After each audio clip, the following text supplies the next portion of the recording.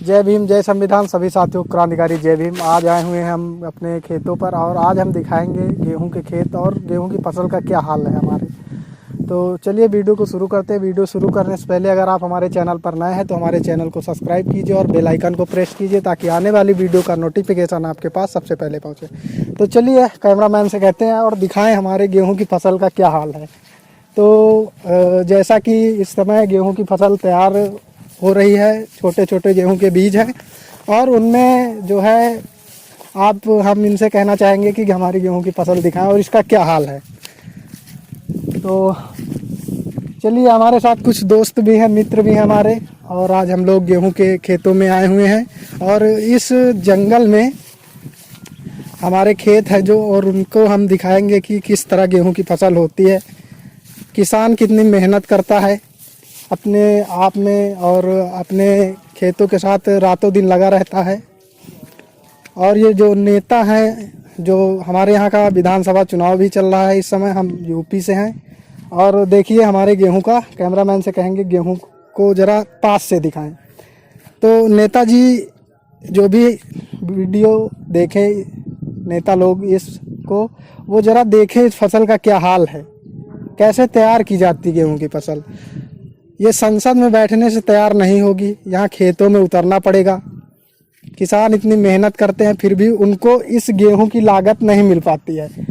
जो रामदेव हैं, बाबा रामदेव हैं, और यही गेहूं हमारा 18 रुपये 20 रुपये में खरीद कर 1 किलो गेहूं, यही गेहूं को पीस कर अपनी पन्नियों में पैक कर आटा बेचते हैं, जो कि लगभग 50 से 55 रुपये किलो आटा मिलता होगा। और यही गेहूं हमारा ही, मतलब हमसे सस्ते दामों में खरीद कर और आप लोगों को महंगे दामों में बेचा जाता है। और अगर यही गेहूं हम फिर भी वापस खरीदे तो हमको भी महंगे दामों में मिलता है। इसलिए हम आप दिखाएंगे गेहूं में कितनी लागत लगती है और कैसे कैसे तैयार किया जाता है। तो ये थोड़ा पास से दिखाने को कहेंगे, गेहूँ ज़रा पास से दिखाइए। देखिए ये वही गेहूँ है, ये वही गेहूँ के पेड़ हैं जिनको किसान अपने खून पसीने से तैयार करता है। और इन्हीं गेहूं की कीमत उनको सही रेट पर नहीं मिल पाती है। बेचने तक के लिए कई दिन लाइन लगाकर, टोकन कटवाकर और अधिक से अधिक मेहनत करके जो है कि इनको बेचना पड़ता है और उचित दाम भी नहीं मिल पाता है। दलाली अलग से, जो अधिकारी होते हो दलाली अलग से खाते हैं। और क्या बोलते हैं, नेता को क्या पता ये गेहूं का कितने दिन में तैयार होता है।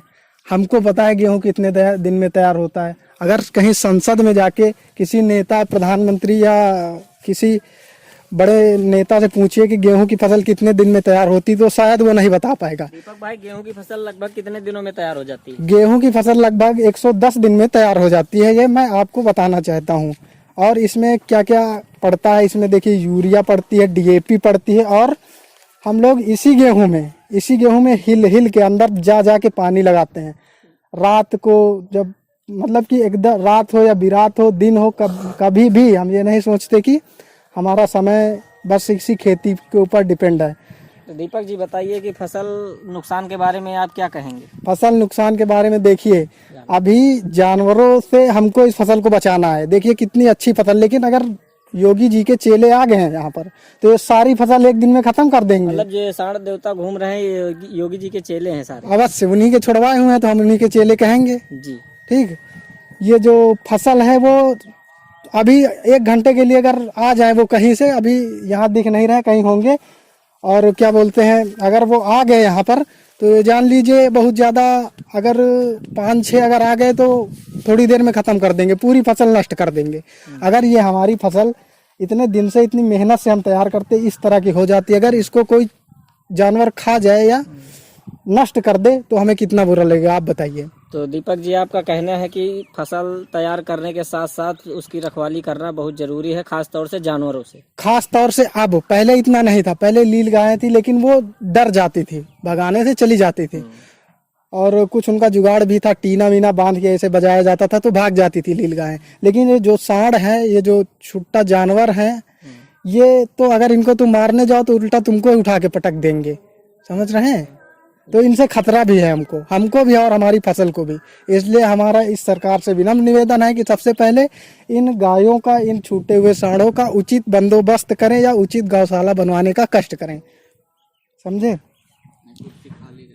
क्योंकि आप जो है समझ पा रहे हैं क्या दिक्कत क्या है, कौन कौन सी दिक्कत से किसान गुजर रहे हैं, समझ पा रहे हैं। जो किसानी करता है उसको ही समझ में आता है कौन कौन सी दिक्कतें उसके लिए हैं। अब आप क्या बता पाएंगे, आप तो एसी में 24 घंटा रहने वाले, ठंडी में गर्म एसी के साथ और गर्मी में ठंडी एसी के साथ रात दिन गुजारने वाले। आपकी गाड़ियों में भी एसी लगी है, लग्जरी गाड़ियों से चलते हैं, समझ रहे हैं। तो नेता या मंत्री क्या बता पाएगा कि किसान की औकात क्या है, किसान कितनी मेहनत से फसल को तैयार करता है और जानवर उसको थोड़े ही देर में नष्ट करके चले जाते हैं, समझ रहे हैं बात को। तो इसलिए गेहूं की फसल अब हमारी तैयार हो चुकी है, अब इसकी सुरक्षा अनिवार्य है। और ये जो फसल है लगभग 110 दिन में तैयार हो जाएगी। लगभग मार्च के लास्ट तक हम लोग इसको काटेंगे, है ना। तो उसके मार्च के लास्ट तक या अप्रैल के फर्स्ट में इसको हम काटेंगे। और इसमें भी तरह तरह की वैरायटियाँ होती हैं। इससे मेरा यही निवेदन कि जितने भी किसान भाई लोग हैं अपने खेतों की सुरक्षा स्वयं करें।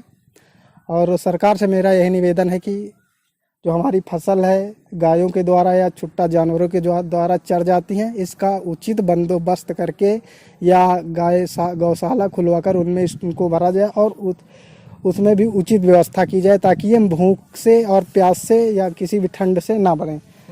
तो आप सबसे यही निवेदन है कि हमारे वीडियो को ज़्यादा से ज़्यादा शेयर करें और लाइक करें, हमारे चैनल को सब्सक्राइब करें। आने वाली वीडियो में फिर मिलते हैं। सभी साथियों को क्रांतिकारी जय भीम।